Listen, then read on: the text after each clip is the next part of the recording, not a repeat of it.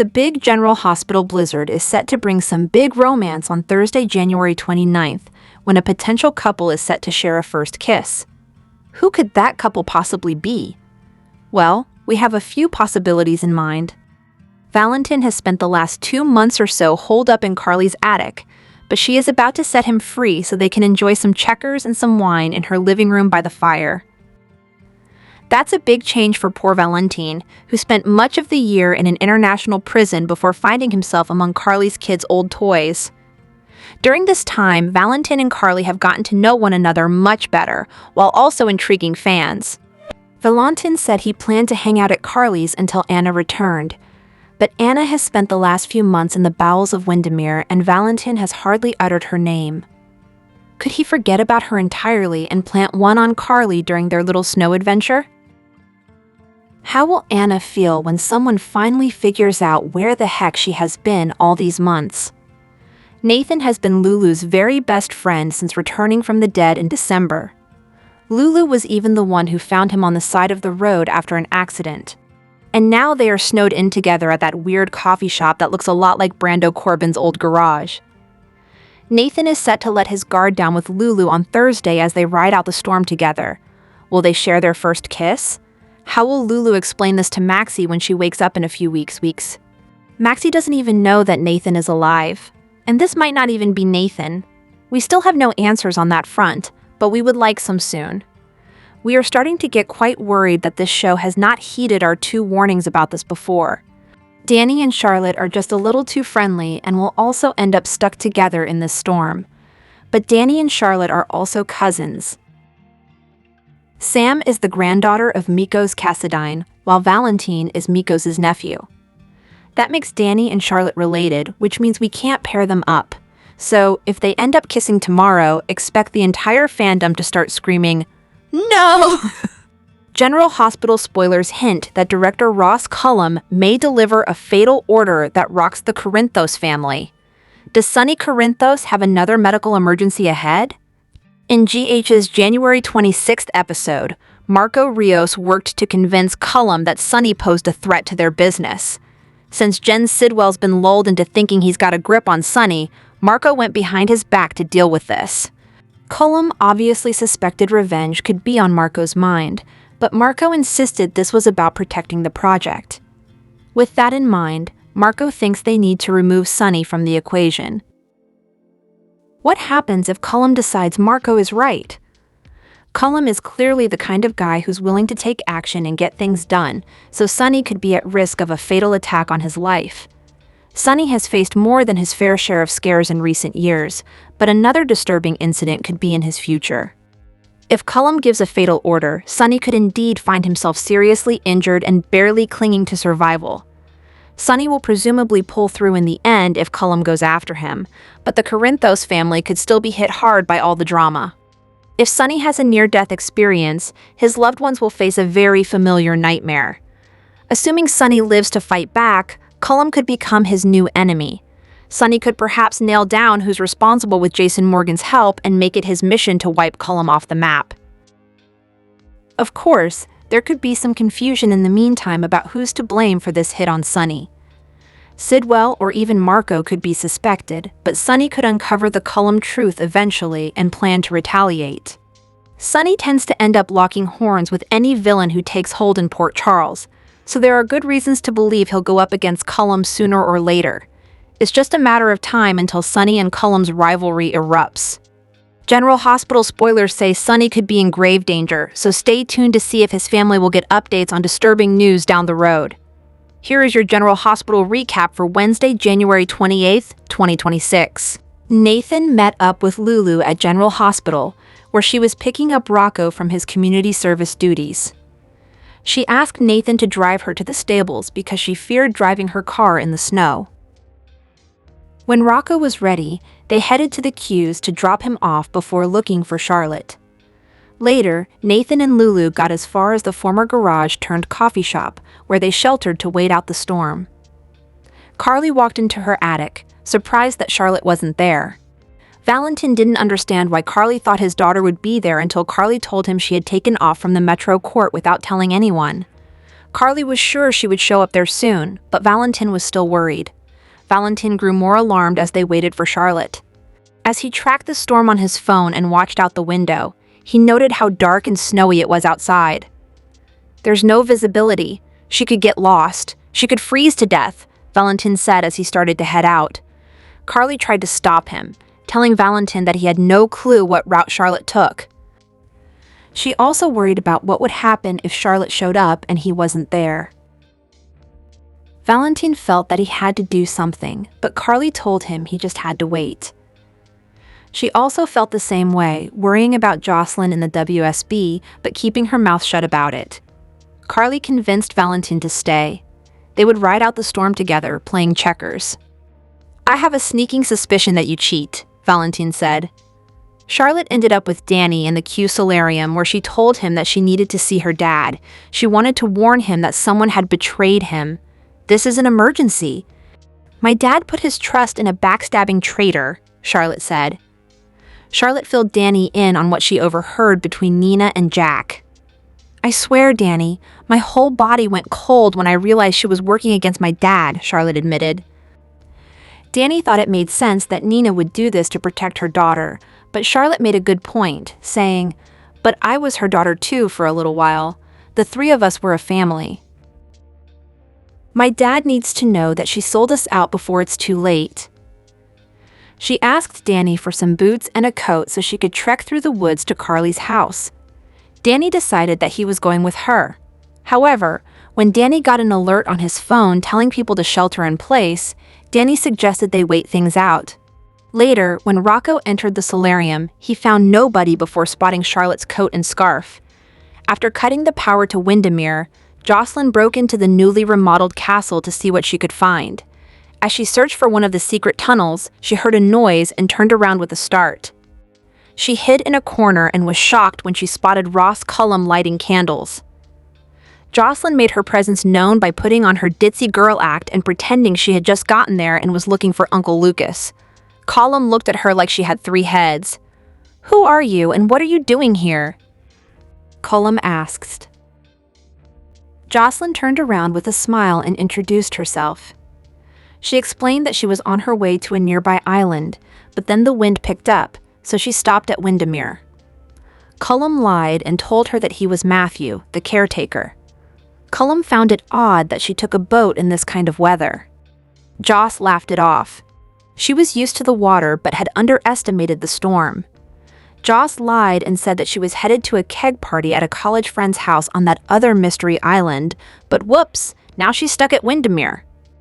Things grew creepy when Cullum offered Jocelyn some brandy and snacks from his charcuterie board. In Anna's apartment, Gio and Emma got ready to help Tracy at Drew's house. Emma chastised Gio for not wearing gloves, warning him he'd be missing some fingers from frostbite whenever he decided to play the violin again.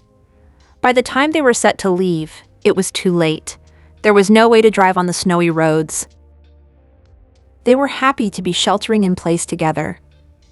Tracy let herself into Drew's house as she said she would do, but was confused when she saw the fireplace going.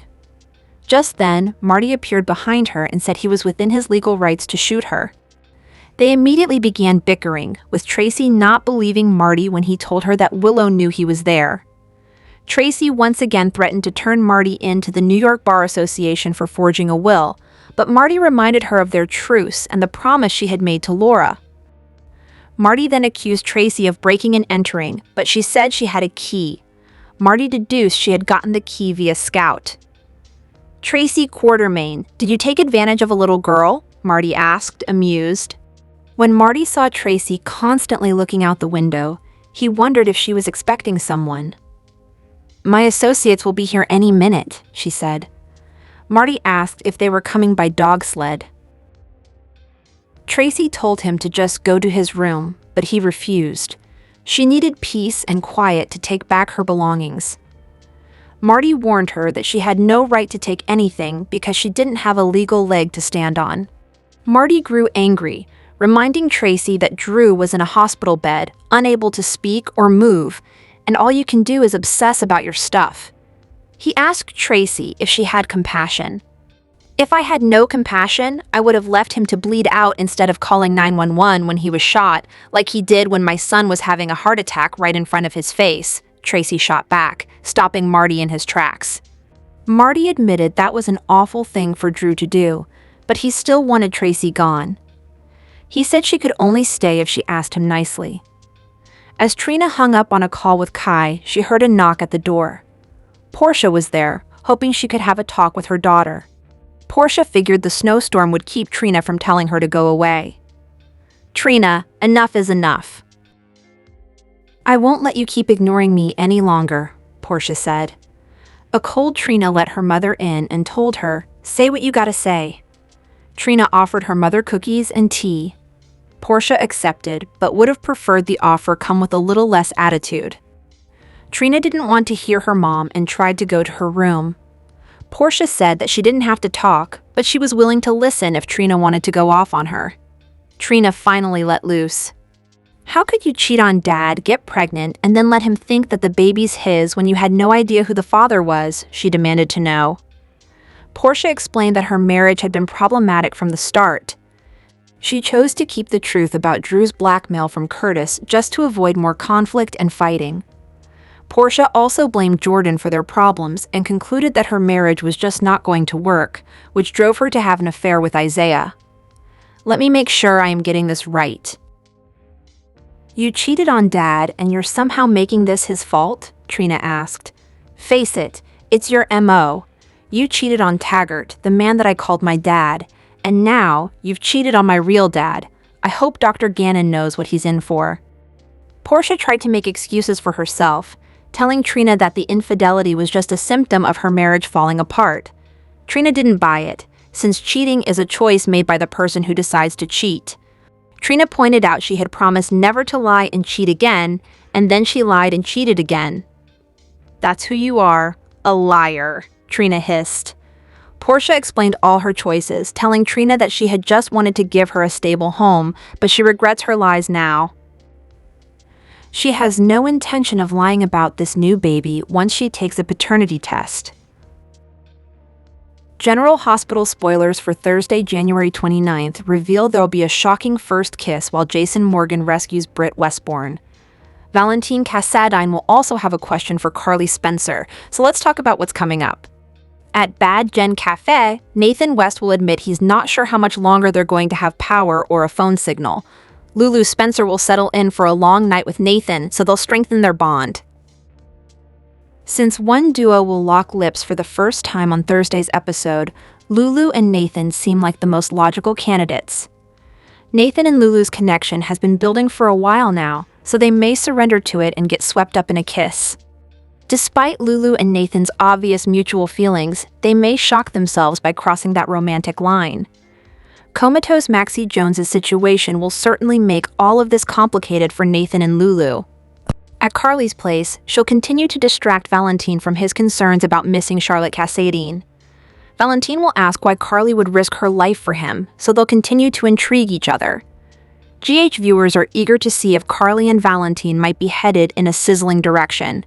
Since there's a thin line between love and hate, even Tracy Quartermaine and Martin Gray's forced bonding time at Drew Kane's place could lead to an unexpected spark. Tracy will wonder what she did to deserve that on Thursday's show, so she'll offer up more complaints. Martin will keep up his banter with Tracy, which could be their own unique form of flirting in a way.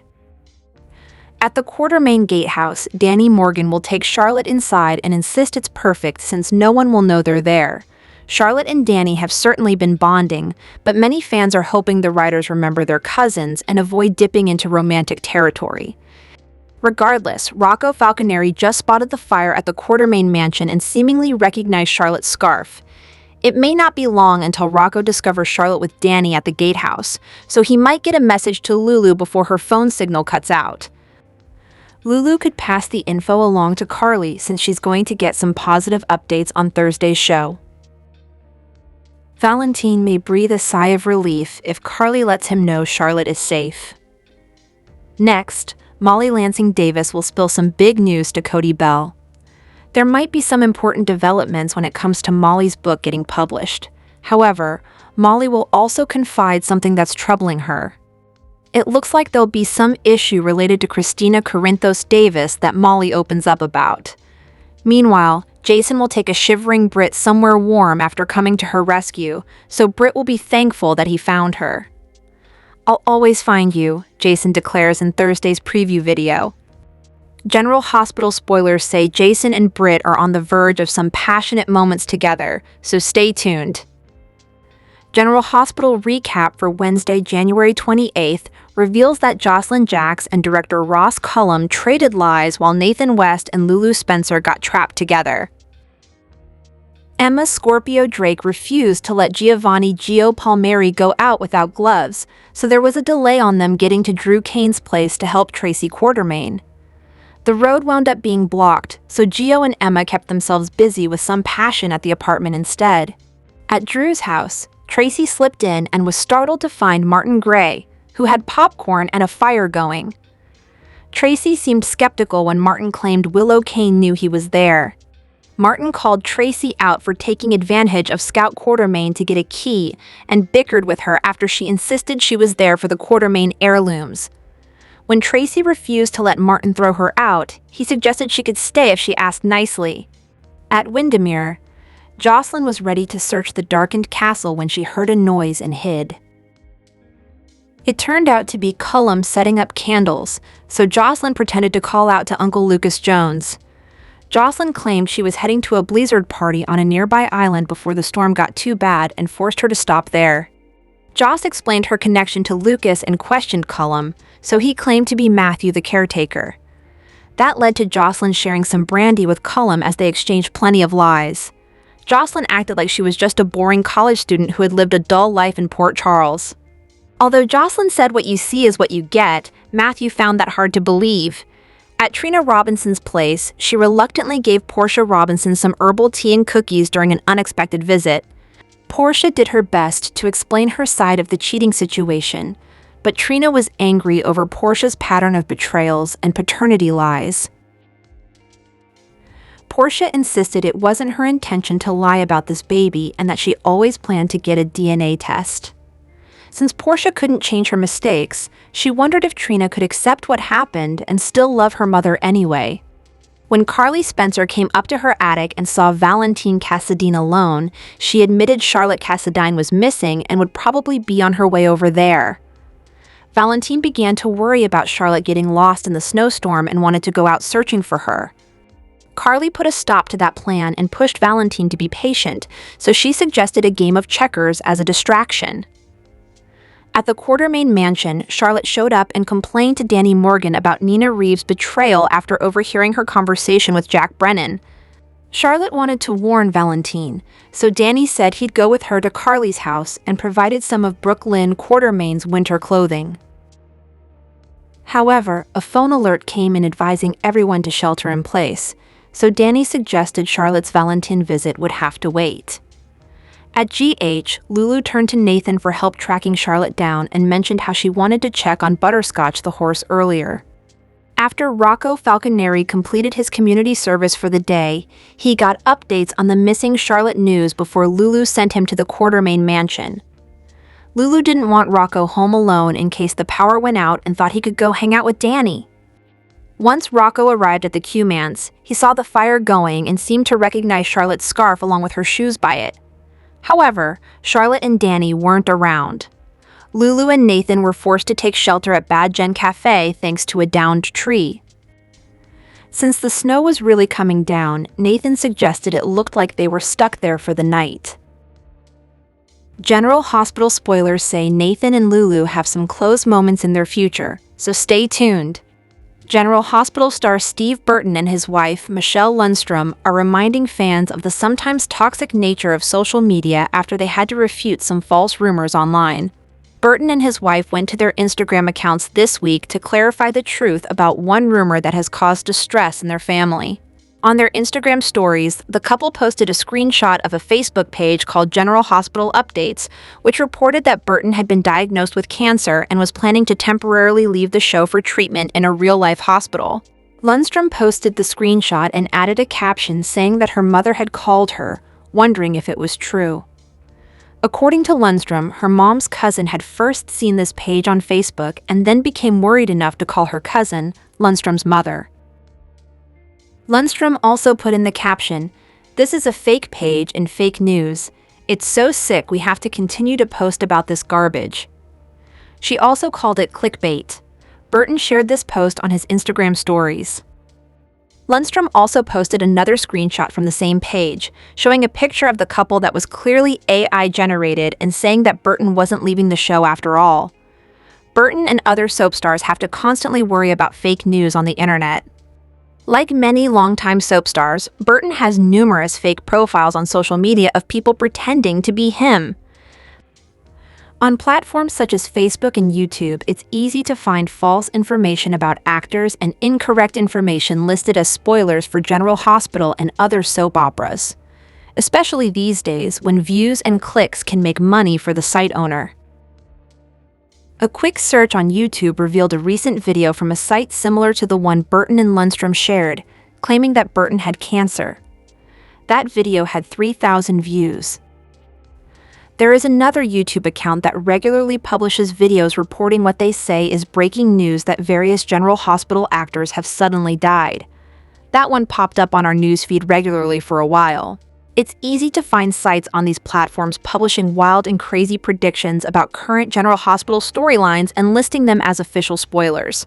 As Lundstrom's family experience shows, many people who use social media are fooled by these things, and celebrities in any genre have to deal with the fallout.